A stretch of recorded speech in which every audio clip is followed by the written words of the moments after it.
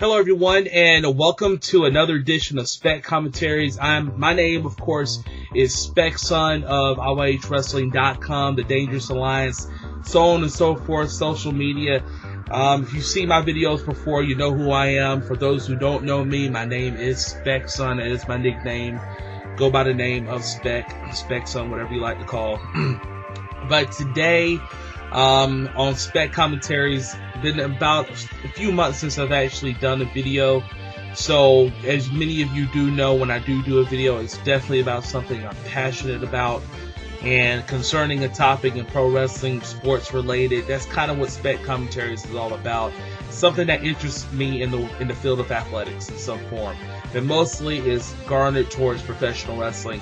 And this episode, this edition of Spec Commentaries is no different. I'm going to discuss my top 20 rarest Jim Crockett Promotions / World Championship Wrestling related VHS or beta cassettes over the span of the last 25 to 30 years since 1985. Beginning with Starrcade 85 is when Jim Crockett Promotions began to debut VHSs or beta cassette released home videos out to the public. And as many of you do know, if you know anything about the home video market back in the 1980s, video rental stores were commonly the most frequent place in which consumers would obtain these videos. They were very, very difficult to get on the market because retail stores just were not selling them in large quantities. You didn't have a Best Buy or a Walmart around at the time to actually get these VHS cassettes, and quite frankly, you really didn't have that frequency of retailers until the mid to late 90s really started. So even back in the early 1990s, you still had a lot of issues in terms of getting a lot of these releases. You really had to be a hardcore fan to actually obtain them, whether it be through money order, a check, through a phone call towards or a phone call towards an operator who would be standing by for you to actually take orders from you. You'll see that not sparingly through WCW and Jim Crockett Promotion related television programs. So like the Crockett Cup 86, probably the rarest of the rare video to actually get. For like 13, 14 days back in 1986, you could obtain that video at VHS. Now you see it going on sale if you happen to actually see it on eBay for like $600+ if not more. So it was a very rare, and even back then the VHSs and the betas were very hard to get, and they were very expensive, I should say. $49+ bucks, $50 was not out of the realm of possibility and not outrageous in terms of pricing of these home video releases, just because there was not a large quantity out there for consumers to obtain, and there wasn't a real market out there that garnered them to be mass produced. So all of these that you're going to see are rare in their own regard. For me, I deem them the rarest that I have in my collection, and this was a very hard process to narrow down, simply because I have nearly 60 Jim Crockett Promotion / WCW related pay-per-view or supercard released tapes, and all of them are really near and dear to my heart that I have obtained over the last 20 years. And just recently, over the last 3-4 years, is when I've really become a hardcore, so to speak, serious collector. I really look for how the tape looks, the cover. I don't purchase VHSs in clamshells unless they were originally released in clamshells. In video stores used to commonly cut them so that it was built more protection if it was in a clamshell case to rent out of. Or as video stores got really smart over time, they wouldn't even allow the consumer to take home the artwork. They'll just have a clamshell case themselves that they could rent and take home. So it was very, very hard to obtain these videos, even in video rental stores, and many people actually considered purchasing them outright from the video rental stores in terms of placing orders through them. And as I said, you'd be paying about 60 plus bucks just for that. And this wasn't just for the special interest market like wrestling tapes. This was also for the commonly home movie related, I should say home movie, but the common major movie related VHS and beta releases of the day. Like if it was 1985 and I wanted to order Back to the Future VHS that came out later in the year or early 86, I'll probably be paying $39.99 to $49.99 just to obtain that release. So it wasn't common that you could go to a video store and purchase a lot of these. You had to place those special orders out there. They weren't just there for you to purchase. As you would see as the years went by when video rental stores were still very popular. I have about 60 related VHS beta releases. The narrow down process was very hard. This is actually my third attempt in actually doing this video. Originally, I wanted to do a top 30, and I said, you know, maybe maybe that's just too much because it would take way too long to explain things. And I started having video problems and stuff, and I said, forget this, I'm just going to narrow it down to 20. I know I'm not going to really be pleased with that, but I'm just going ahead and do that. And before I actually go to my top 20, I'm going to give you some honorable mentions as well for within my collection, because I really want to at least talk about them a little more, instead of not talking about them at all, because I really deem them rare and very important. It's just that they didn't crack my top 20, so I'm going to go ahead and start that right now. The first ones that I want to talk about is really a set of 4. And I'll put the rest of them right here.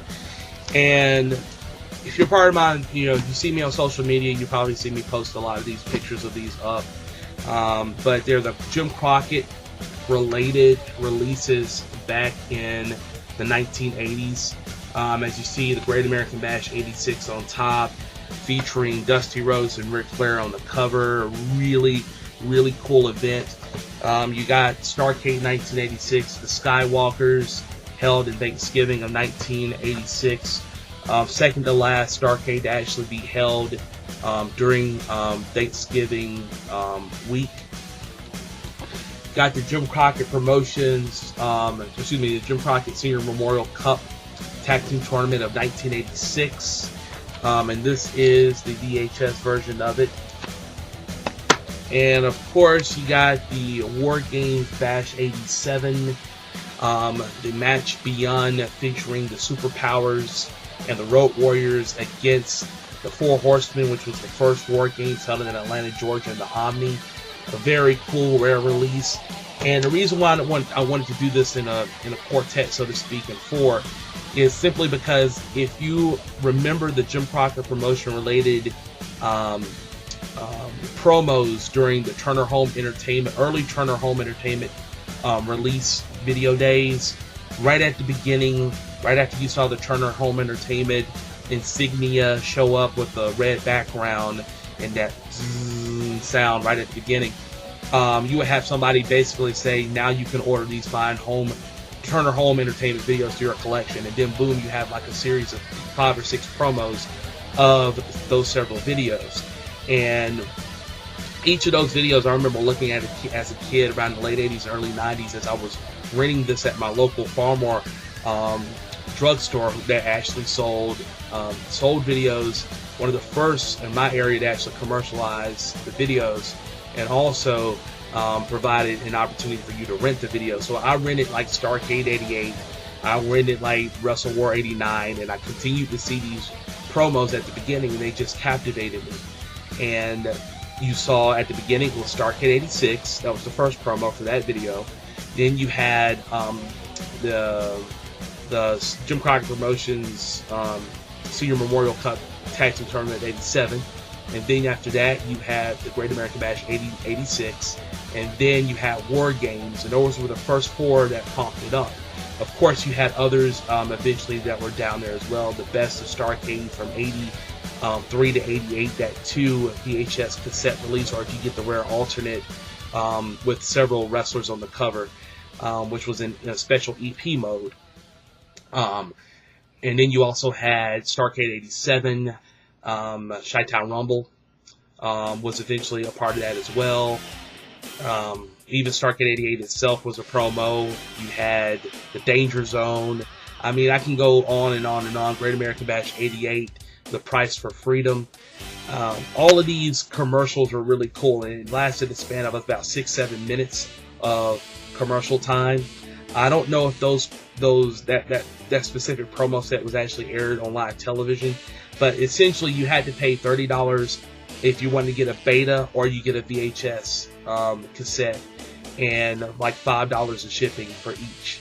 If I knew what I knew now, I would probably have gotten every one of them twice, just like, you know, order like 2 of each, because of the rarity of these. And the reason why I wanted to at least talk about that is just to talk about those promos. Those were some of the first commercialized, mass commercialized, televised released cassettes by Turner Home Entertainment with in a correspondence with Jim Crockett Promotions as well. They were very hard to obtain, and unless you probably saw a promo on television or you saw the actual cassette itself that had these promos, then it would probably be very, very difficult to obtain them. Every one of these releases right here just really hold a very special place in my heart, just because I love them. I grew up looking at the promos as a kid with these cassettes, and I just said to myself, I definitely have to have it. In terms of rarity, I've seen them go fairly cheap these days on eBay, as low as like $9.99. But if it's in great condition, if it's a non-rental, I would say do your due diligence and do your research in terms of studying it up on what you should pay and what you shouldn't pay. I would say use your best judgment. There's really not a price range I can really give you at this time. I'll just say use your best judgment and also ask a lot of questions to the sellers on eBay or Amazon. eBay, though, is the best place to go. You won't find this at your local flea market just because of the age of the tape. If you do, then the chances are that person probably had that tape for a long time or obtained it from their video rental place 5-10 years ago, if they haven't already sold it on eBay yet and try to get some sort of funds. It's just, these are very hard to obtain, so that's why I definitely wanted to discuss these and at least show them to everybody. They really mean a lot to me. I love these tapes, and I love Jim Crockett Promotions, so looking back at these cassettes just brings a smile to my face. And as you see, I've got the shirt Take Me Back to the Good Old Days with the Horseman here. I've got my Wrestle War 91 official cap on, and I'm going to get to that pay-per-view very shortly because that is in my top 20. Just go ahead and say that right now. The other 5 releases that I'm going to discuss that did not make the cut, I'm going to do this much more quicker than I did the 4 that I was talking about previously with the Jim Crockett Promotions related releases. Want to talk about WCW Super Brawl 97, which was held in Charlotte, North Carolina. It was basically a return of Ric Flair. Very cool release, and I even mentioned the price. I got this one for about $25. This is my second time getting this. I sold my first copy like an idiot, but I did sell it. But unfortunately, I was able to find a seller on eBay and got it for a good price, right about $25. For something like that, I've seen go as high as $60. WCW 1997 releases are very rare to obtain. WCW, throughout its entire existence, even through Jim Crockett Promotions, very seldomly did they ever mass commercialize their VHS or beta cassette releases. For goodness sakes, I think Jim Crockett Promotions did a better job than WCW did in terms of commercializing their product. A whole lot better, speaking to the VHSs and the betas. Chi-Town Rumble 1989, as I mentioned beforehand, is another one of my favorites, featuring Ric Flair versus Ricky the Dragon Steamboat for the World's Heavyweight Championship in Chicago at the Pavilion. And of course, Ricky the Dragon Steamboat wins the world title for Flair. And ironically, Flair won the title from Ronnie Garvin in the same facility at Starrcade 87. And what a coincidence, you have Ricky win the championship almost, give or take, 14 months right after Flair won the title. So I'm going to put that right aside. The next pay-per-view right after that one was actually Wrestle War 89. I've got the original VHS here. This is another one of my favorites. And you have Flair win the title back from Steamboat, in which many people consider the best match of all time. I've got Super Brawl 2 featuring the Total Package Lex Luger against Sting, held in Milwaukee, Wisconsin, back in 1992, I believe, February 92. It was actually Luger's final match in WCW before he left for the WWE and the World Bodybuilding Federation, WBF. This is also one of the first pay-per-views for Ravishing Rick Rude. He got major heel heat here, which was awesome. And also features one of the best matches you'll ever see between Jushin Thunder Liger and Brian Pillman for the WCW World Light Heavyweight Championship.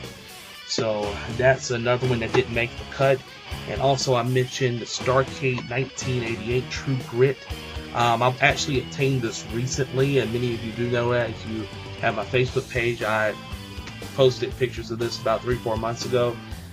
True Grit is a very, very good pay-per-view in my opinion. It was the first Starrcade that was held after Christmas or around Christmas. I believe it was on Monday, December 26th. I did not order this pay-per-view. I did not see this pay-per-view live, but I saw the build-up to this pay-per-view as a youngster. A very, very good release. Features the Total Package Lex Luger against the Nature Boy Ric Flair in their long-standing feud of 1988. A very good release. So those were essentially 9 releases right there that did not crack my top 20. They would have been in my top 30 easily. A couple of them are very difficult to attain. Slamboree 1997 is, like I said, anything in 97 is very hard to find. If you're a serious collector, you want, as I said before, you want to make sure you get in touch with any seller out there that has any information that they can give you additionally. Don't just go by, the descriptions that says, well, it's in very good shape. Well, let's find out why it's in very good shape. Ask more questions. So that's essentially on that end right there in terms of the releases for Jim Crockett Promotions and WCW that didn't make the top 20. So the next releases that I will be showing, we'll take a little small break here in anticipation for the top 20. I will be back very shortly, so stay tuned. I know the anticipation is there for my top 20 of the rarest Jim Crockett Promotion related and also WCW related videos within the last 30 years. My personal top 20 rarest. Be back in the gym. 1983, it was a Flair for the gold. And 1984, it was the $1 Million Challenge. Now, it's Starrcade 85 The Gathering. Already signed for the World's Tag Team title. The Russian team will defend, no disqualification, no time limit in a cage against the Rock and Roll Express. And the NWA World Heavyweight Champion will defend his title that night. It's Starrcade 85 The Gathering. Thanksgiving night at the Greensboro Coliseum and the Omni in Atlanta. Miss The Gathering and you miss wrestling history. Okay, and I am back with my top 20 countdown. So let's go ahead and begin the top 20 rarest Jim Crockett Promotions / WCW World Championship Wrestling related VHS or the old school beta cassette releases over the last 30 plus years.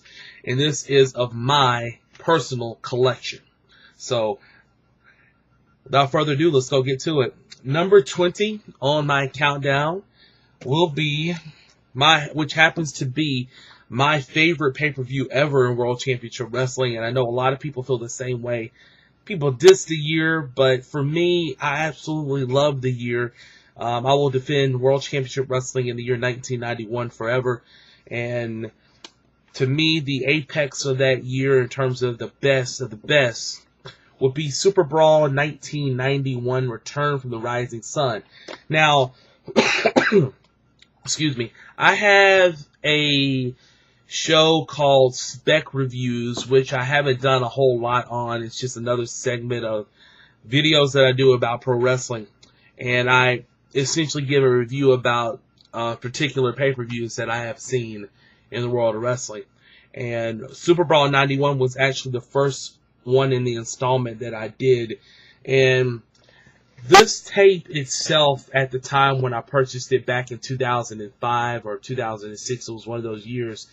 Of course, I actually have seen the tape before or watched the tape, but this was the first time that I've actually owned the master copy of this, and at the time I paid about $29-30 for it, and now on eBay the price really ranges. You can find this tape around $15 from the right seller now, but if those sellers sell their tapes and there's really not another one on the market, and when it comes out of the market, this thing's probably going to be high dollar, about right up again about $30 to $40. It's a very unique release, as you see Tatsumi the Dragon Fujinami and Nature Boy Ric Flair on the respective cover, each holding their respective championship belts. Flair with the world title, and you have Fujinami with the United States Heavyweight Championship. Released by Turner Home Entertainment in '91, it was essentially a continuation of the Rumble in the Rising Sun Japan Super Show, which took place in March, in which the Japanese phrase Starrcade 91. You could see that on the insignia of a lot of their performers. And even you saw it for some of the performers who accompanied Fujinami to the ring. This was basically a battle to settle the issue with Fujinami supposedly winning the championship against Flair, only for that to be reversed, or Flair grabbing the championship belt and bringing it back and said, if you want it, you're going to have to go to America to actually get it. And eventually, of course, that set up the match right here. But for me, this show actually, in terms of greatness, the Sting and Lex Luger versus the Steiner match for the World Tag Team Championship was really the highlight of the show, and really makes the show very unique because it was really the first time in WCW in many, many years that a babyface team faced off against another babyface team to win the tag title. So a very unique pay-per-view, a very cool pay-per-view, and it was the first Super Brawl. And this tape itself is in very good shape, very good condition. It is a former rental, but it's part of my rare collection. I hold really near and dear to my heart. So Super Brawl in '91, Return from the Rising Sun is at number 20 for me on my countdown. Following that will be number 19, and it is WCW Starrcade Battle Bowl VHS cassette right here from 1992. Only one man can survive, and you see Sting and Ron Simmons on the cover. Sting won Battle Bowl the previous year in '91, and you have Ron Simmons, who won the WCW World Championship against Vader, become the first Black World's Heavyweight Champion. And you see this tape right here. I consider this very rare in just the sense that you don't see it out that much anymore in terms of purchasing it.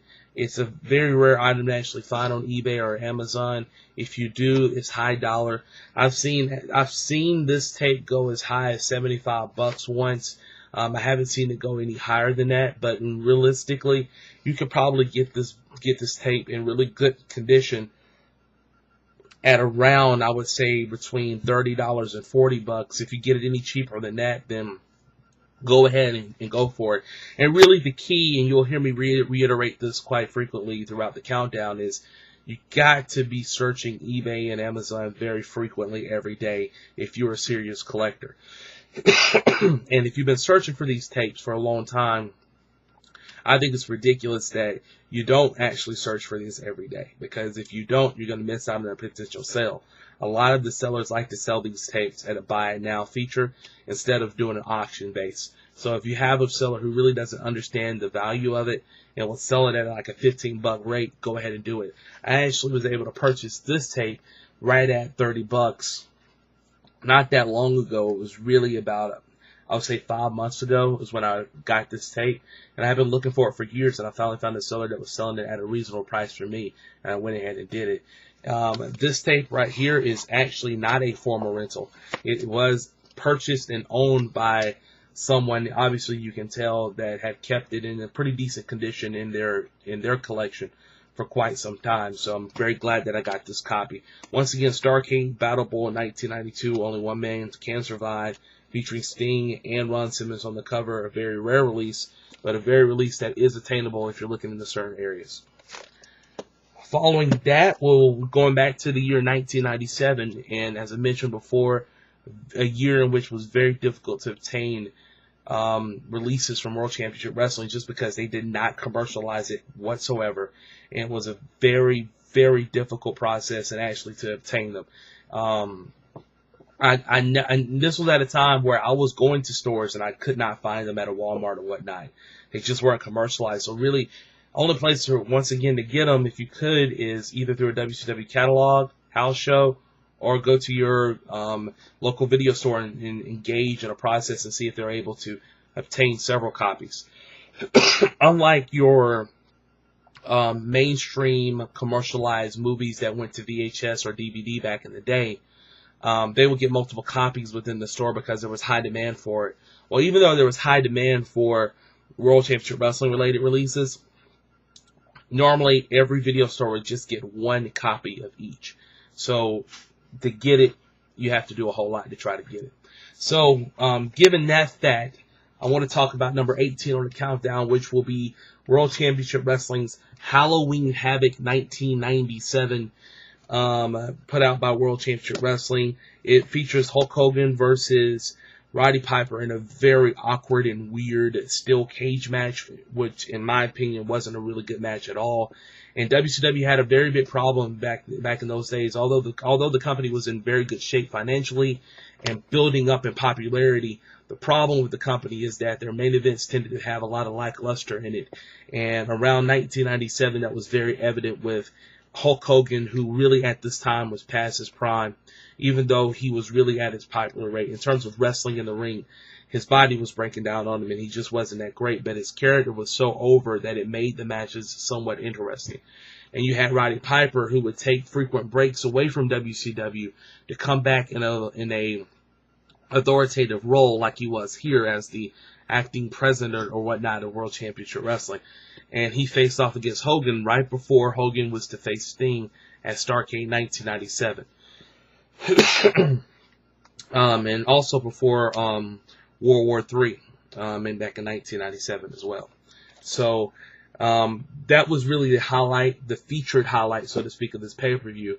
But also, I think the best match of the pay-per-view was actually between Macho Man Randy Savage and Diamond Dallas Page, and they engaged in a very hostile war, a battle, so to speak, a feud throughout 1997, and really culminated here in Halloween Havoc, which it was a last man standing match, and because of the interference of Miss Elizabeth,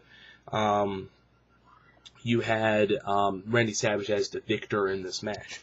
But a very great not great pay-per-view, but a good pay-per-view, an even rarer cassette to actually own.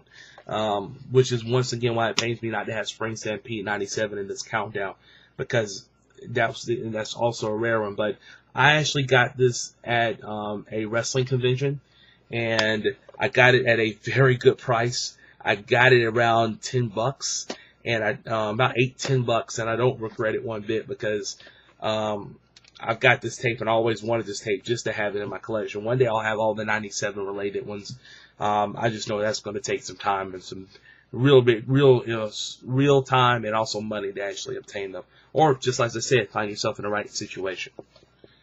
Coming up next on the countdown is number 17, and it's another Starrcade related release. This time the first Battle Bowl, the Lethal Lottery, back in 1991.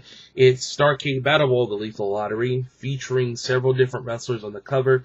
You'll see Sting, Elegante, Arn Anderson,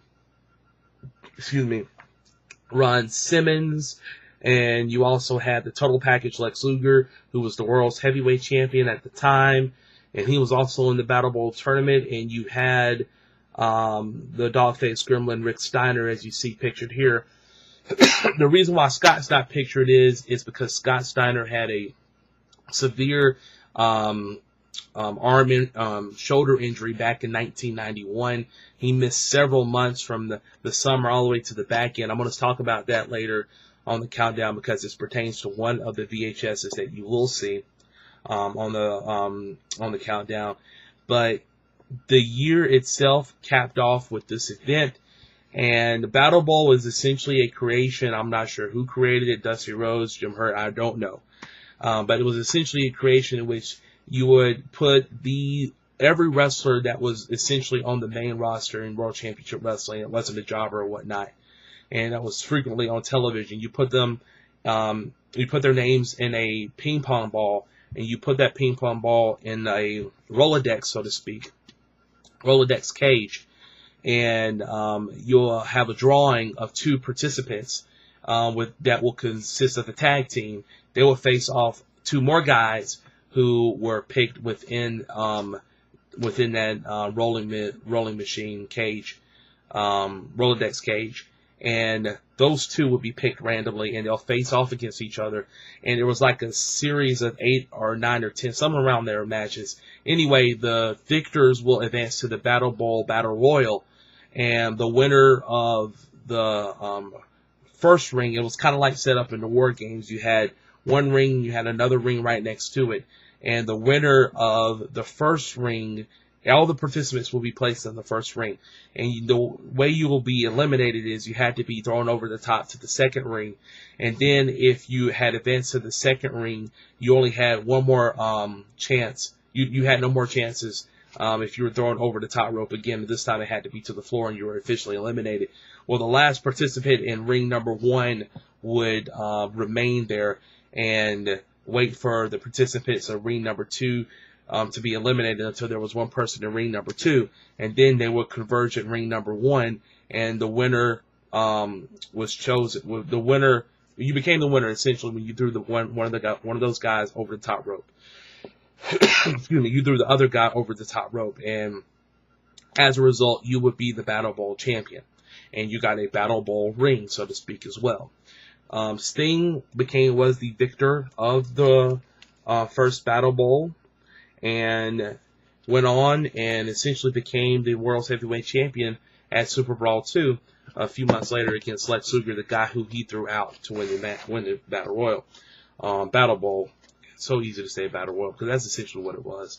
This wasn't the first time WCW actually did this. They did this at the Great American Bash 89 Glory Days, so nothing really new about this. It's just that this time it was the Battle Bowl that decided who would be the participants in the over-the-top rope Battle Royal at the end of the show. If it sounds confusing, it is, and it was. This was the 3rd consecutive gimmicked Starrcade. You had Starrcade 89, Future Shock. You had 1990, the Pat O'Connor Memorial Cup.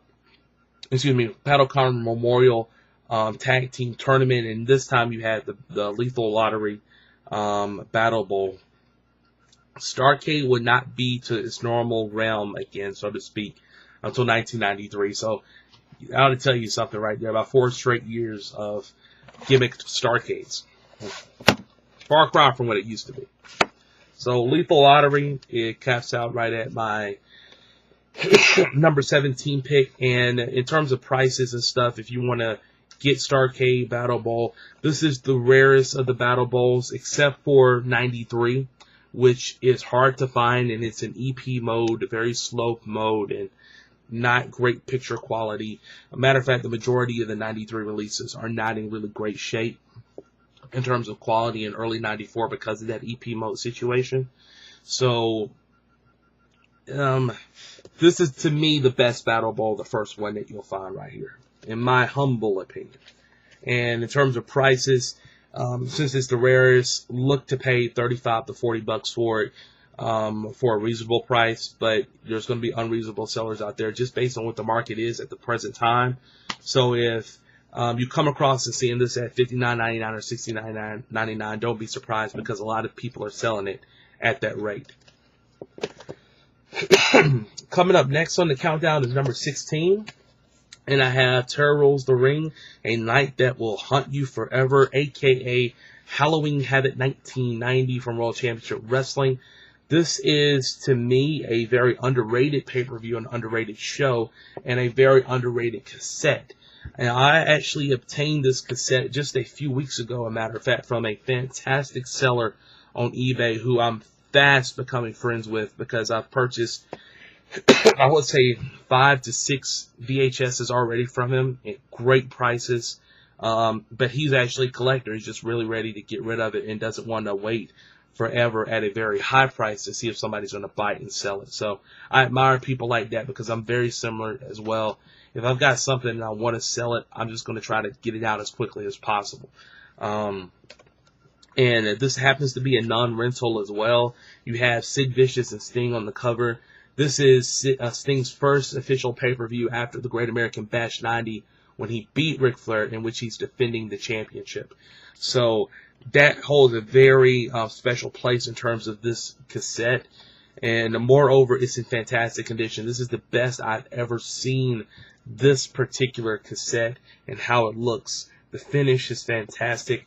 You turn it around, it's in great shape as well. And also, Sting is in a middle of the storyline with the famous Black Scorpion, which will commence at Starrcade 90 as well. And this happens to be the last pay-per-view in which the Midnight Express wrestled for World Championship Wrestling. They would break up shortly thereafter in this event, which is sad in its own right. And Bobby Eaton became a singles wrestler. Very underrated singles wrestler, I might add. In terms of value for this tape, right now, I think the lowest going right now is at $30 in terms of bidding. In terms of buy it now or trying to find it through Amazon, I think it's as high as $79 right now. I have seen this tape at $89.99 recently too on eBay.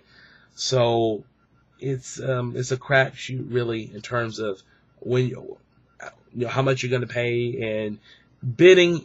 Whenever you're bidding for these tapes, it's going to be a lot more money if they're in great condition. If they're not in the best condition, it's probably not going to be a whole lot of money that you're going to end up spending. So I'll say $20 to $25 if it's in fair condition. If it's in fantastic condition like this, you're probably going to be looking to spend a little bit upward, about $45 to $50 for it. So it is rare in that regard. The better the tape looks, the more money you're going to have to dish out, unfortunately. Unless you find a seller that's willing to just get rid of it. And I was actually fortunate enough to buy this around $29. Take a little sip of water and get to another portion of my countdown. At number 15 this time will be WCW's World War III 1996 featuring Lex Luger on the cover. And this really gets on my nerves with World Championship Wrestling, and I know a lot of collectors out there feel the same way. The misprints on the labels of these cassettes from 1995 to 1996 is ridiculous, and I don't know if somebody got fired or canned because of this. Probably not, and WCW probably didn't even realize it. I don't know if this is the reason why they didn't commercialize their tapes. I don't know. But it makes absolutely no sense to me whatsoever that World Championship Wrestling allowed something like this big mistake to occur. The majority of the tapes from, I would say, Halloween. Well, Halloween Havoc looks like it's okay. World War III in 96, Starrcade in 96. Give you some more as well. In 1995, you had World War III, the first one, which said 96. You had also Starrcade 1996, which was really 95. Those are the ones that I can think. I think those were the ones that WCW really messed up on. I still to this day don't see why they did that and why they couldn't correct it on the fly. Maybe they had mass produced the majority of these already and then realized at the end, well, we've put so much money in the production, we can't do anything else. So that doesn't make any sense to me why they did it, but for collectors, it's significant for two different reasons. There's some water there. If you see I'm coughing. I am getting over a cold, everybody, just to let you know. So I am. Work with me here, people. Work with me. So back in 1996 and parts of 1995, this issue came up frequently in WCW with the misprints. So the tape itself is very rare. I have not seen World War III from 1996, what says misprinted at 97, around frequently for purchase. I would say within the span of 5 years, and I check eBay very frequently, I've only seen this tape in circulation in terms of purchasing it for, I would say, 7 or 8 times. And almost every time it's at a very high price. I've never seen it anywhere low than $30 in terms of bidding. And in terms of buy it now, I've never seen it. I've only seen it once right at $29.99, and this was the $29.99, and I bought it with free shipping, by the way, as well. Currently, it's going right around $60-$70. And I'm not kidding. Anything that's late 96, from Fall Brawl 96 all the way on, is very rare to get in WCW. So, glad to have this on my countdown.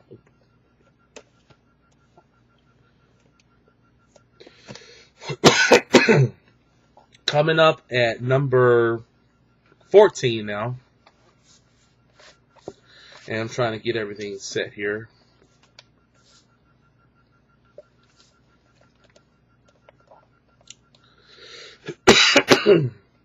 Is WCW's Halloween Havoc in 1989, featuring the Road Warriors on the cover, and it was actually one of their last events in WCW/NWA before leaving for World Wrestling Federation back in 1990. So the tape itself is rare, and you see the back portion is a little torn up, and that's all my fault for being careless. I didn't go into a rage or anything, just being careless. But this event is rare because there really weren't a lot of these in circulation. This is probably one of the rarest in '89, just simply because of the rarity in the production. A lot of the early '89 releases were more mass-produced than Halloween Havoc '89. It was the first Halloween Havoc as well, so that may tell another reason in terms of why it's very popular and very hard to find, and why collectors seek to hold it into their collection.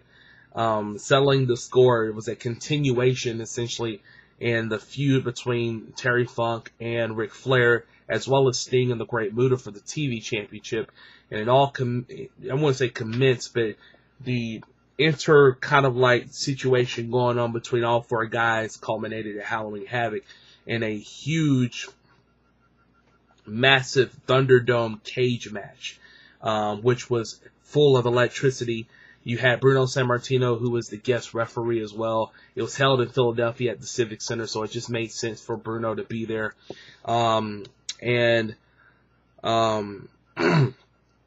You had Terry Funk and the Great Muta with Gary Hart against Sting and Ric Flair teaming up together as one. By this time, Muta was the TV champion, Flair was still the world champion, and the match itself is actually pretty good. The whole event itself was really good, and the crowd was really hot. I can't not talk about this without talking about the Dynamic Dudes as well. This was really the last straw for the Dynamic Dudes. And for some stupid reason, they had Jim Cornette as their manager against the Fabulous Freebirds, who were the World Tag Team Champions at the time. Didn't make any sense. The Freebirds won, of course, and really after that, the Dynamic Dudes were gone from World Championship Wrestling shortly thereafter. They never made any sense, really, of the Dynamic Dudes. But in terms of price, you rarely see this at all on eBay now. I mean, you rarely see it on eBay. I used to see it on eBay all the time. I don't see it on eBay as often anymore. I would say in terms of price, if you want to purchase this, it's going to be $40 or above, and most likely you're going to be looking to spend about $50 to $60 for that tape. That tape itself is not an easy chore to actually obtain. So keep that in mind. You better have some dough if you're going to get Halloween Havoc '89, the first Halloween Havoc under World Championship Wrestling, the World Championship Wrestling / NWA brand. Now we're getting closer to the rarest of the rare, and I'm going to go to number 13, which is Collision Course from 1990, Starrcade 1990, the second Starrcade, so to speak, of the gimmick Starrcades. the Pat O'Connor Memorial Tag Team Tournament was really cool. You had about 8 or so teams that were facing off against each other in a single elimination tournament from around the world. Each country had their own tag team represented. Of course, this was at a time when the Persian Gulf War was taking place. Our troops were in Desert Storm fighting the good fight, and it was just a way to boost morale for the Steiner brothers to win that tournament. It was really the first instance of the Steiner brothers really moving up in World Championship Wrestling. They had been World Tag Team Champions before in '89, losing them to Doom back in 1990 for Capital Combat, but really went on a strand of, I wouldn't say mediocrity, but they got pushed aside in front of the pushed aside in the tag team division. This was really the pay-per-view that put them back on the map. They were the United States Tag Team Champions. They became the Pat O'Connor Memorial Tag Team Champions. They eventually win the IWGP Tag Team Champions at Japan Super Show, and that was followed by, beforehand they won the World Tag Team Championships against Freebirds on a WCW televised event. Then they went to Japan Super Show and won the IWGP Tag Team Championships. So at a span, at one point, they held the U.S. Tag titles, the World Tag titles, the IWGP Tag titles, and also the Pat O'Connor Memorial Cup titles. And Memorial Tournament. So they had 3 major recognized championship tag team titles under their belt and a major tournament in which they won at a pay-per-view. So this was really the event that propelled the Steiners in '91 and why, in my opinion, they were really the tag team of the year in 1991. Not the Enforcers, although the Enforcers, Arn Anderson and Larry Sabinsko had a great back end, but the Steiners had an overall great year. And it's just because, as I said before, Scott was injured that year. And also this event also features the Black Scorpion versus Sting, the huge storyline that was going on until in 1990 where Sting had somebody from his past who was a former tag team partner of his, wrestled with him in California, trained with him and whatnot, and everybody thought it was the Ultimate Warrior who was the Black Scorpion. Well, no, it was the voice of Ole Anderson, and Ric Flair was actually the Black Scorpion and revealed to be so. Haircut and everything, short to this guy's appearance. But I don't see how you were watching this and didn't think Ric Flair was the Black Scorpion after looking at the mannerisms and stuff. But apparently it was supposed to be somebody else. I've heard rumors about a certain guy, I don't want to mention his name, that was supposed to be the Black Scorpion. I'll let you guys do your research there if you want to find out who it was or the controversy. But I don't think Flair was originally pinned to be the Black Scorpion. But the way history turned out, he was. This is a fantastic copy of this, and I just love this tape because this was one of the tapes I rented when I was young. Collision Course is even rarer than Halloween Havoc to find on eBay or Amazon. Very hard to find. I would say, and if it's in really good shape, if it's bidded at a like $9.99 or a $19.99 clip, it's probably going to increase a lot more to about $45.50. Don't be shocked if you do see this on eBay. Buy it now features are like at $79.99, $89.99. That's reasonable for sellers, but I honestly would recommend that they put this on sale if they really want somebody to purchase it at a reasonable rate. $55 to $60. I guarantee you, if you list it, somebody's going to pick it up very quickly, rental or non-rental. So that's number 13 on my countdown. Number 12 on my countdown will be WCW's Halloween Havoc 1992. A pay-per-view that really wasn't great, but a cassette that's very hard to obtain. Once again, just like Starrcade 90, very hard to find on eBay or Amazon. Given the fact that this tape is in really, really good condition, I could easily get a lot of money off this tape if I put it at a bidding price instead of a buy it now feature. I think if somebody has a buy it now feature at about $40 for this tape, I would go ahead and get it. I paid around $40 for this tape. I don't regret it one bit. It's the first Halloween Havoc where it was the spin the wheel, make the deal. Sting versus Jake the Snake Roberts in a coal miner's glove match, which resulted in Jake being bit by his own spitting cobra. You also had Ron Simmons versus the Barbarian for the WCW World Championship, and you had Rick Rude as the United States Heavyweight Champion, defending his title as well. I think it was against and you had Rick Rude versus Masahiro Chono for the NWA title, and I believe Masahiro Chono retained the title. And let's see if there was anything else. Vader replaced Rude. Rude was the U.S. champion, was supposed to defend his title, and had Vader successfully defend his championship for him. My favorite moment out of this entire show, though, and I'm shocked that WCW allowed it to be released on the actual videotape, was the confrontation between Medusa and Paulie Dangerously of the Dangerous Alliance. And you could tell throughout the weeks on WCW Saturday Night or whatnot that a split was brewing. And it finally culminated at Halloween Havoc, in which Paulie basically told Medusa that she was worthless. She's a woman. She should be cleaning and cooking in the kitchen. And she should have no place whatsoever at ringside or in wrestling in general.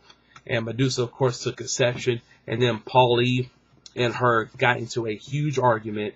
And Paulie, to the point, put his hands on her, and then Medusa kicked him right in his head.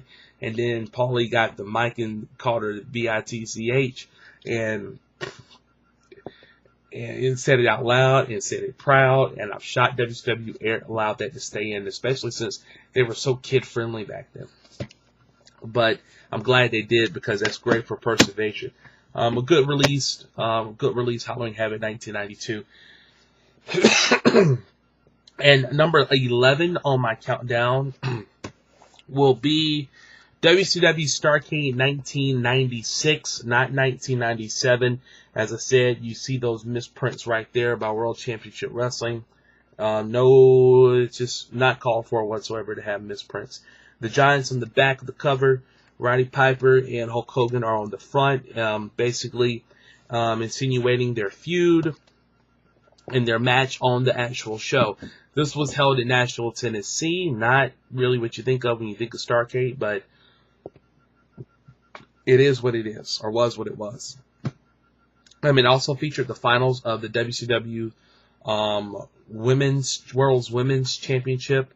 Akira Hokuto, who was, I think still is Kensuke Sasaki's wife.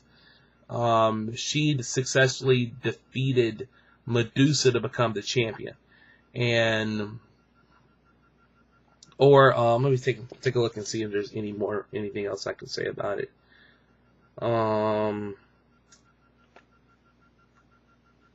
Let's see.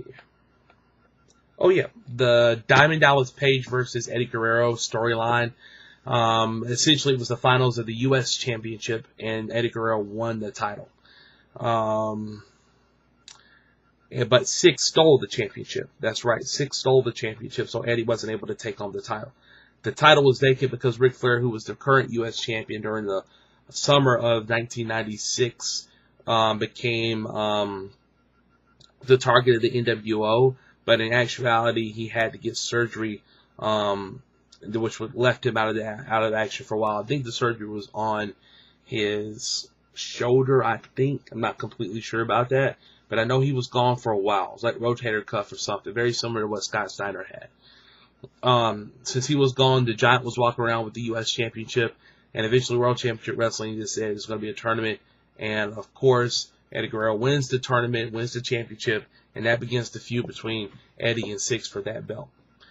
The tape itself is rare just because, as I mentioned before, the misprint, but WCW just did not market it. The only time I saw this, besides having the copy that I own right now, was at my local video store, and as soon as that was released, everybody wanted their hands on it to rent it. And that's just how popular wrestling was back then, especially back in 1996 when the whole NWO thing blew up and everybody wanted to rent WCW-related VHSs. I can't recall how many times I saw WWE-related releases just set on the shelf. Everybody wanted WCW. So that's right there at number 11. Starrcade 96, excuse me, is not an easy find. Featuring Hulk Hogan versus Piper. Probably, in my opinion, if you can get this anywhere around the $50 to $60 range, you got a deal. I have seen this tape go as high as $150 once. And once again, it's all about the market. What's the current rate in the marketplace? Is the marketplace stating that I need to list this thing at a certain price? Do I need to go ahead and do a bidding war and see who's going to win? You got to be able to judge this if you're a seller, if you're going to sell it. But as a buyer, you have to be aware of what the market is. If the market is showing at a high price and not many of them are up for auction or up for a buy now feature, somebody's going to actually, raise the rates on it. So you better make sure you are paying attention every day if you're a collector, or if you're a really big fan and you just want to collect it, have as many in your collection as possible. But if you're a serious collector, every day, make sure you're checking every day.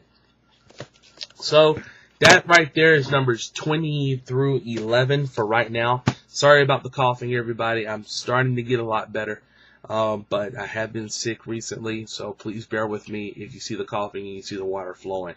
At least I don't have the cough drops in my mouth right now to chew on, or to just to snack on, so to speak. Because if I had those, I don't think I'll be able to speak. Period. So I'm going to take one more break here, and I'm going to go with the top 10. It's going to be an interesting top 10. I'm not sure if many people even have some of these VHSs that I'm going to show. But I'll be back very shortly and take a look at this. The tradition continues. World Championship Wrestling presents Wrestle War 92 War Game. A flip of the coin determines the balance of power in a cage where survival of the fittest is the only goal. Sting leads his squadron into battle against the maniacal forces of Paulie's Dangerous Alliance. Paulie, be prepared to surrender! The Dangerous Alliance would rather die than surrender to you. One team will stand. One team will fall. In a match feared the world over. Destroy or be destroyed. With Wrestle War 92, only $39.98 per cassette, and only from Turner Home Entertainment.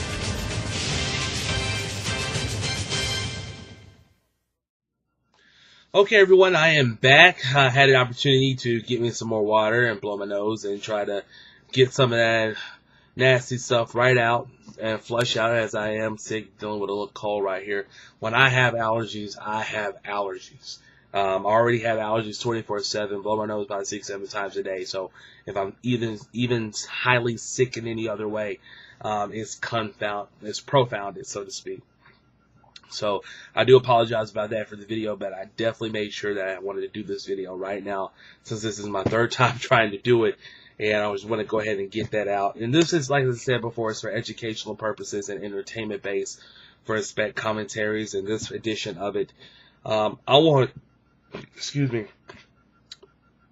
If you have an interest in collecting classic VHSs or beta cassettes of any realm throughout wrestling, if it's WWE or WCW, World Class Championship Wrestling, AWA, or whatnot, make sure that you just are aware in terms of the price structures of a lot of these cassettes. You have to be patient, and as I say often, patience is a virtue. It's definitely true here in terms of collecting. The more patient you are, the tape you're seeking is going to show up at a price that you're willing to pay for it. You just have to be very, very aware of the market and study the market every day. And hopefully by watching this video, you'll become a whole lot more aware of the market, and also aware of the prices in which you'll eventually have to pay or want to pay in order to get them. Sometimes you wait and you may not get it, but it just depends upon your situation. So for numbers, now it's time to go from numbers 10 through 1, the top 10 in my countdown of 20. This was actually, the top 10 wasn't as hard as the the bottom half of the top 20. 11 through 20 were very difficult, but this is starting to now fit into place here in terms of the top 10 rare that I have. And I'm going to start at number 10 with pay-per-view in which I had mentioned earlier release, which is Future Shock 1989, Starrcade 1989. A very, very interesting and good gimmick-like Starrcade promo to me. I enjoyed it a lot, and it was really the last major show in pro wrestling of the 1980s, which was a phenomenal decade for wrestling. What makes this event stand out is, of course, you had it was essentially a round robin tournament. Just reading the back here, if you can see, a round robin tournament for singles wrestlers and for tag team wrestlers. And it was based on points. So if you had lost, or you had a count out, a pinfall, submission, all of that constituted a certain points that you would get if you were the victor in a certain form, or if you had tied in a certain form against your opponent. But make a long story short, Sting won the singles portion, and you had the tag team portion. Gosh, I mean, I've had to say for a while, but it's been a while since I've actually seen the show. Gosh, I really, really want to say the Steiners or the Road Warriors, but hey, what the heck? I'll have to go ahead and watch this again to actually find out. Starrcade Future Shock 1989 is one of the rarest Starrcades to find. I would say besides Starrcade 1985, it's the rarest one to actually find on eBay or Amazon. I actually got this tape for about a cool $25, and I was able to get it from a seller that was bidding, and I just happened to be in the right place at the right time and bid it on it and won it. But don't expect to see a lot of bidding for that tape anymore, because sellers are starting to realize they could get a lot more money by capping off a rate in which they deem is really successful. I have seen, because I've had some of the tapes in my watch list sell that were right at $89.99 and also right at $79.99 at the cheapest. So it's not an easy one to track down and get, but it's a very good rare tape to have in your collection. Starrcade 89 Future Shock, featuring Sting on the cover and several wrestlers in the end. One thing that's really cool about this, I will say this, the actual event t-shirt is really awesome, which features the Great Muta spitting out his mist, and you have Sting, who basically becomes the recipient of that spraying out of the mist, which was awesome. It was a fantastic t-shirt. The mist, it was two different versions. The mist could be in green, or it could be in red, the traditional red as well. So that's just a tidbit. If you collect shirts out there, try to get the official Starrcade 89 t-shirt. Really cool t-shirt. VHS, equally as awesome. Coming at now at number 9, and I know I said I didn't have that much of an issue with the countdown, but this one right here, for several collectors, could easily be in your top 3, especially if you don't have some of the stuff that I will be showing soon that I highly doubt that you may do. But New Revolution, Great American Bash 1990, the original cover featuring Sting and Lex Luger and a bunch of Sting and Ric Flair and a bunch of fireworks. Just to give you guys the backstory behind this event, it was all centered around Sting making his first comeback, his first match, since having reconstructive knee surgery back in early 1990, like January or February of 90. Had major reconstructive surgery, missed the potential World Heavyweight Championship match he was going to have against Ric Flair as a result. And the whole storyline was that the Horsemen put Sting out of wrestling because he was about to face off against Ric Flair, and Sting actually was asked to join the Four Horsemen back in the late 1989, and early 1990, and then was kicked out of the group because he accepted an opportunity to face Flair for the world title. This tape is extremely difficult to track down now. It used to be something you'd be able to see every day. I actually bought my brother one for about $34.99 once, and about almost 10 years ago now. And you saw it frequently at that price back then.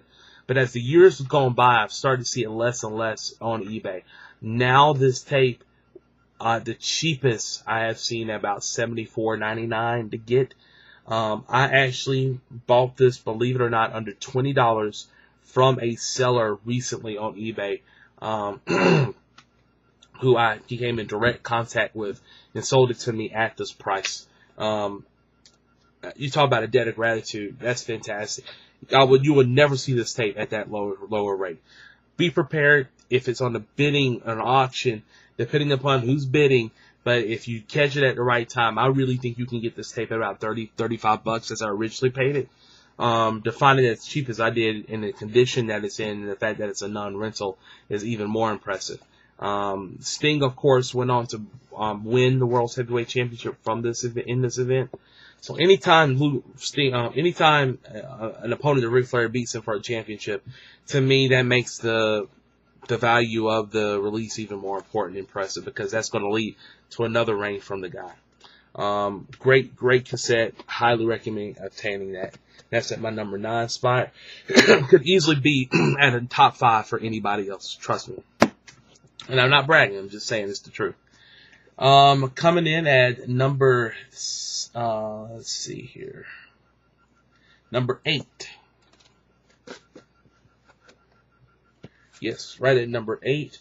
This is another one that could be in the top 5. It's Spring Stampede 1997 World Championship Wrestling, featuring Chris Benoit and the Iceman Dean Malenko on the cover. The first time I ever saw this is when I actually purchased it. I bought this right at $40. Currently, this is bidding on eBay right now for $75. Very hard to track down. One of the top 3 hardest to find from the year 1997 in WCW. You have, and just to give you an idea, you have 2 that are very, very hard to find. World War III, 1997. At times were very, very hard to find. But now has become more accessible. But I still say that's very hard to find at a very clean and really good conditioned release. You have the Great American Bash 1997 and Bash at the Beach 1997, which are really the 2 toughest ones to find. But a very close second to me is right at World War III 1997. But this one is right up there too. And I guess you can say also a top second. A tie between this one and World War III. Like I said, going $75 right now on eBay, and it's not even listed right now on Amazon in terms of somebody listing a price and selling their copy. So a rare one to get, but something I really like to say you should have. It was the first pay-per-view in 97 to really ignite the storyline between Macho Man Randy Savage and Diamond Dallas Page. And it was also the night in which Nick Patrick finally came back over enjoying World Championship Wrestling. Great release. Spring Stampede 97. Now coming at number 7 in the countdown, we're getting to the nitty gritty. It's Rumble in the Rising Sun, the Japan Super Show, as I mentioned before. Great copy here featuring Nature Boy Ric Flair and the Dragon Tatsumi, the Dragon Fujinami. It's really not that much to really say about the show. It was WCW's efforts to engage in a lot of good brand initiatives with New Japan Pro Wrestling. This event was deemed Starrcade 91 by the Japanese contingency and features Ric Flair and Fujinami, and also for the first time in about 2 years, Sting versus the Great Muta also featured on this show. This tape's in fantastic shape, by the way. Much better condition than I thought it would be when I was interested in purchasing it.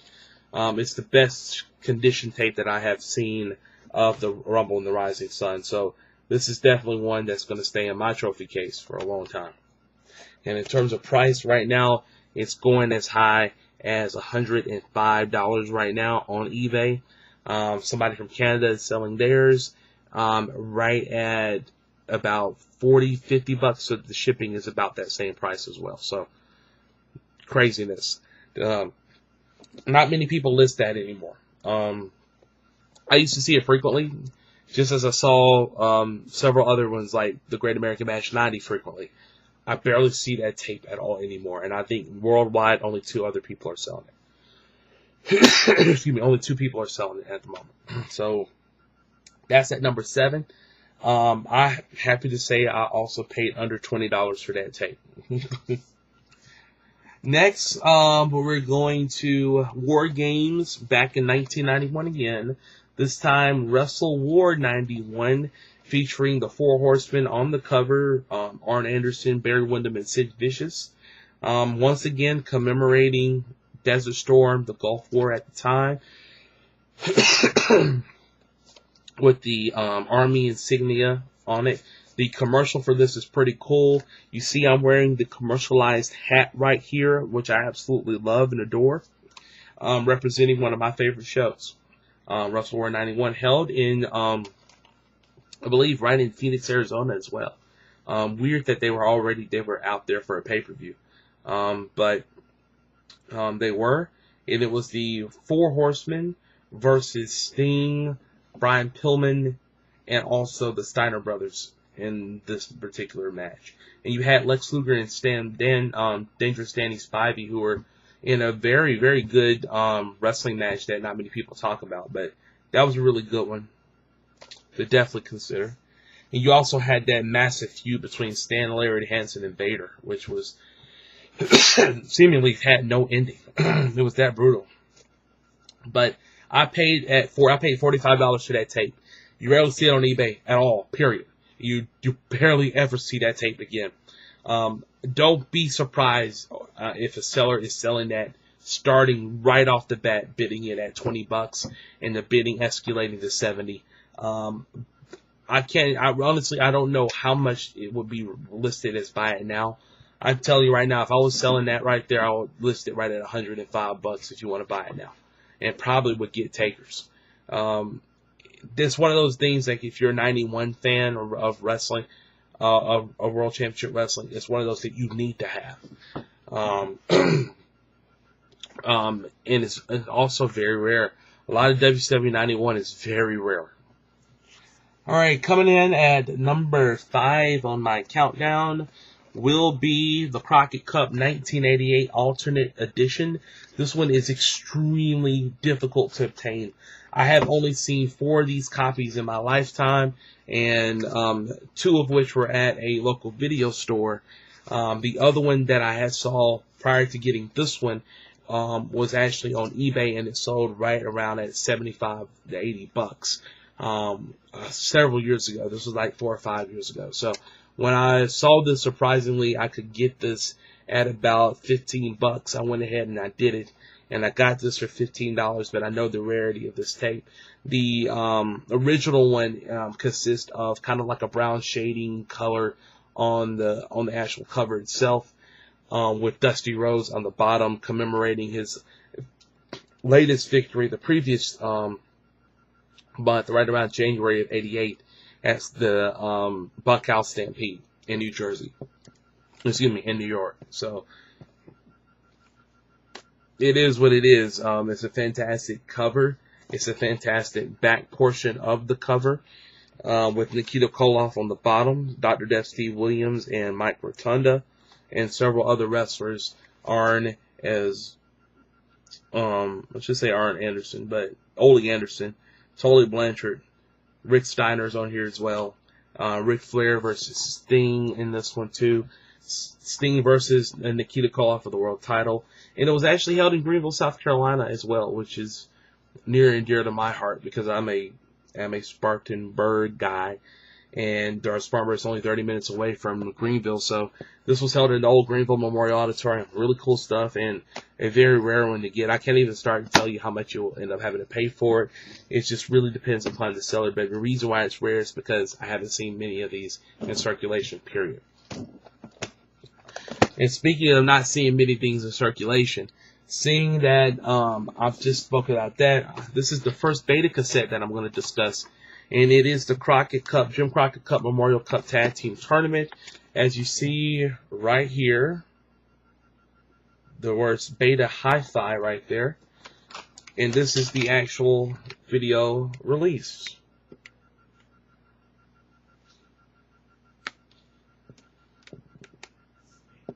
Let you get a good look at that right there, of how a beta cassette looks like. This one is in fantastic condition, and it was actually a former rental. As I said, betas got rented as well. So this fell through the cracks. I'm glad it did. I'm thinking that WCW / Jim Crockett Promotions back in those days in the late 80s, they would only manufacture or produce one of these when somebody ordered for one, because it took 4 to 6 weeks just to get them back. I paid about $15 for that right there. But that just right there shows me how much I'm a collector, because nobody buys betas anymore. But the betas are very, very important to try to get your hands on, because in terms of collecting, you may see 1 or 2 beta cassettes of a specific release of WCW Jim Crockett Promotions, or even WWE for that matter, once or twice in your lifetime. So if you have an opportunity to get it, go ahead and get it. And that's why it's rare, not in terms of how much it costs or how much you'll get from it, but just the fact it's hard to find that. Coming in at number 3 on my countdown will be the Great American Bash 1990 New Revolution alternate cover featuring Sting on the cover. Excuse me, as you see the Great American Bash insignia there representing 1990. This one is in fantastic condition. First time I have ever seen it was on eBay several years ago. Never thinking that I'll probably own it. And yes, I own it, and it's a non-rental. It's in fantastic condition, and I wouldn't trade this for anything in the world. I paid $50 for that. The cheapest I've seen on eBay right now is at $74.99. Good luck, you will never find it on Amazon because nobody's listed it. eBay is going to be your only option unless you'll be able to find it at a flea market, which I highly doubt that. And if it's at a flea market, it's probably going to be in bad shape. Highest right now is at about $139.99. All of these sellers are justified, just given how they see the market at the present time. But for me, I paid $50 for that, and I just love every minute of it. Number 2 on my countdown would be another one from 1991 in WCW, and could easily be number 1 on my list, and that is the Great American Bash 1991 in fantastic crisp condition, featuring the Total Package Lex Luger and Barry Windham. No need to really expand entirely to this. You can look on the back. It looks like a VHS that was rushed to production very quickly to get out there and sell, and it was, because of the situation with Ric Flair and World Championship Wrestling. On July 1st, his contract had officially ran out. The Great American Bash took place at July 14th of 1991. So WCW, who originally had Lex Luger panned to face off against Ric Flair for the World's Championship, now has been squashed, and Ric Flair eventually is stripped of the championship. Instead of a tournament, WCW had what they call the top 10. And the top 2 contenders will face off against each other for the title at the Great American Bash. That happened to be Big Barry Windham and also the United States Heavyweight Champion at the time, the Total Package Lex Luger. The entire card itself was not great. The influx of Harley Race and Mr. Hughes on Luger's side was interesting. But the We Want Flair chants was rampant throughout the entire night, and it creeped up even more during that cage match for the title. And what makes this even worse is that didn't even main event the show. Luger and Windham did not main event the show. Missy Hyatt, Rick Steiner versus Arn Anderson and Paulie Dangerously main evented the show. Now, come on, think about that. That's all you need to know.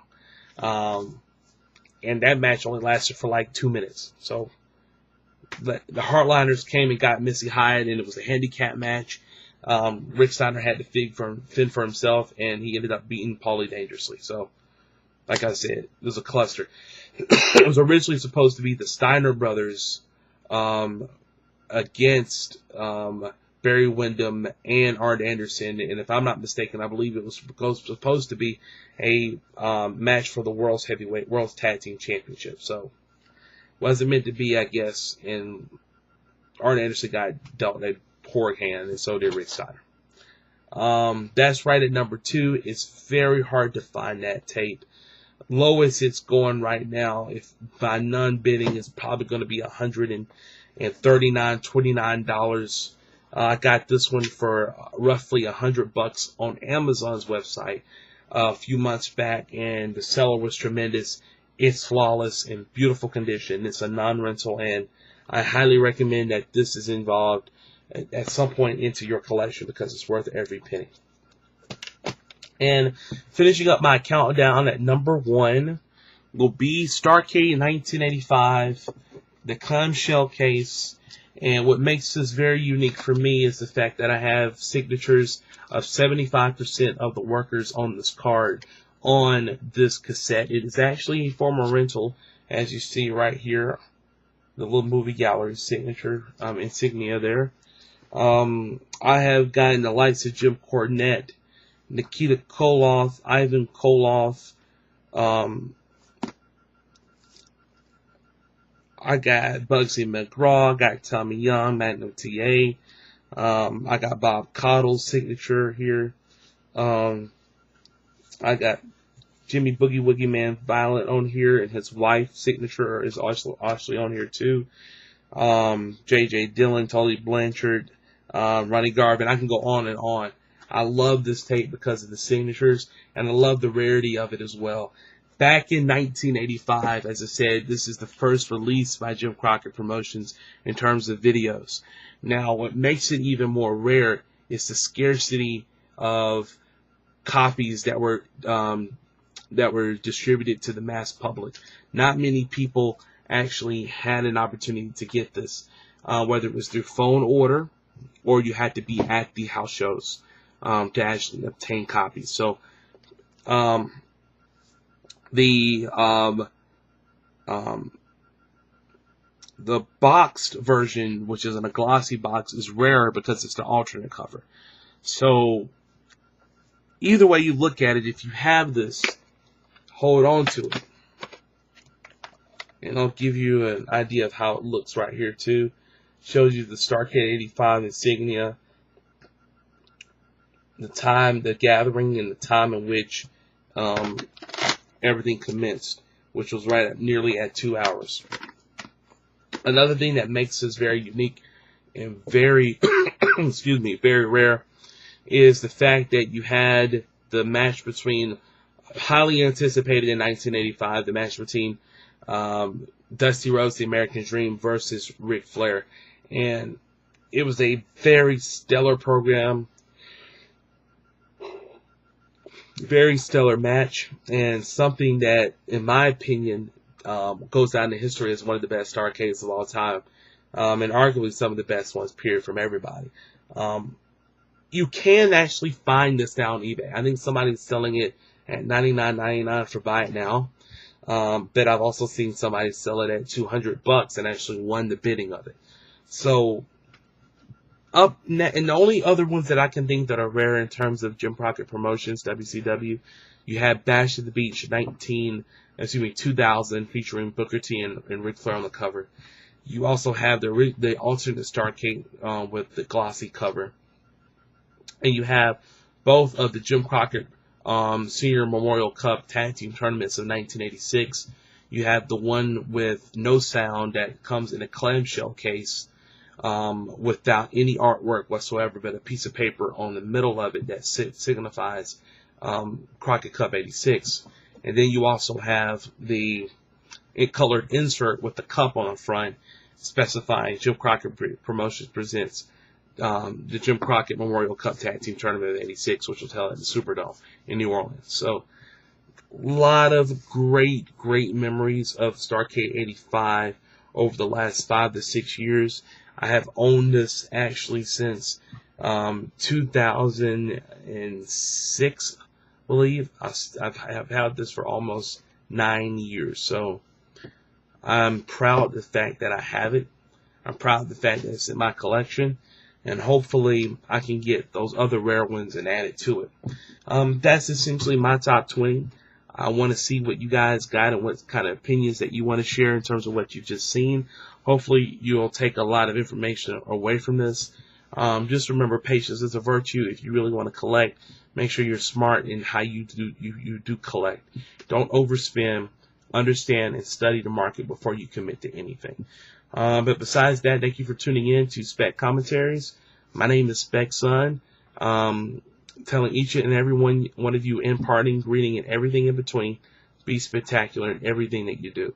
And if one of the things you want to do is collect, make sure you're aware of what you're getting yourself into, and also be aware of your surroundings, in your marketplace, I should say, in terms of getting it. eBay and Amazon are your best friends. Flea markets are your really best friends if you can find it. So, without any further ado, I'll go ahead and rest my voice a bit since I've been a bit under the weather. This will be the third and final take for this. This is my third time actually trying to do this video. No mas. So, have a good one, everybody. And like I said, I hate the fact that I wasn't able to show all of my videos, but for time consideration, I think top 20 will suffice. Have a great one, everyone, and be spectacular.